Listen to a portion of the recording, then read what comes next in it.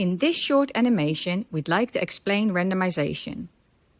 Meet Farah, whose baby Abdi was born preterm. Abdi is in the neonatal unit, so he can receive the extra care needed for babies born preterm. I really hope Abdi gets better soon and I can take him home. When Abdi is admitted to the neonatal unit, Farah is encouraged to express milk, as he is too premature to go directly to the breast. I really want to express milk for Abdi as I know this is the best food for him, but I'm finding it really hard. I'm just so tired and anxious about Abdi. After a few days, Abdi is able to take more milk, but Farah finds she doesn't have enough. The nurse asks for Farah's consent. Farah says she will discuss it with her family. I discussed this with my cousin Sadia, who had a preterm baby in another hospital. Sadia told me that in her hospital they use preterm formula when there wasn't enough milk from a baby's own mother. I was really confused by this. Why would one hospital choose pasteurized donor milk and another hospital choose formula? Both pasteurized donor milk and preterm formula are used in neonatal units in the UK. The problem is, we don't know which is best as a supplement when a supplement is needed. In the UK, about a third of babies receive pasteurized donor milk and about 2/3 receive formula.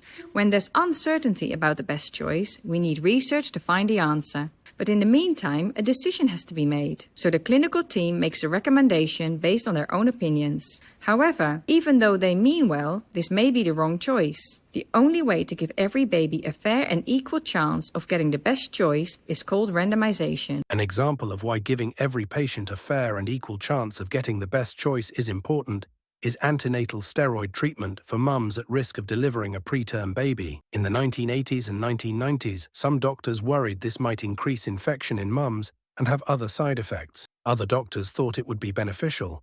It wasn't possible to give reliable advice. So in clinical studies, many thousands of mums agreed to have the choice of receiving steroid treatment or not, made by randomization.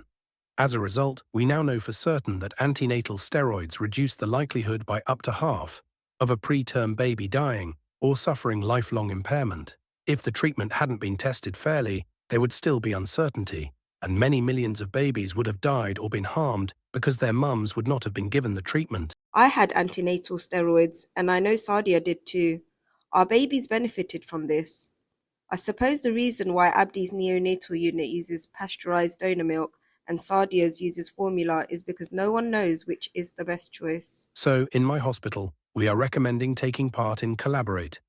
This is a study to find out whether we should use pasteurized donor milk or formula if there isn't enough milk from a baby's own mother. In Collaborate, the choice will be made fairly by randomization. You can find out more about the Collaborate study here. We would like to thank Alima, Louise and Rafika, parents of babies born either preterm or sick, for helping make this video.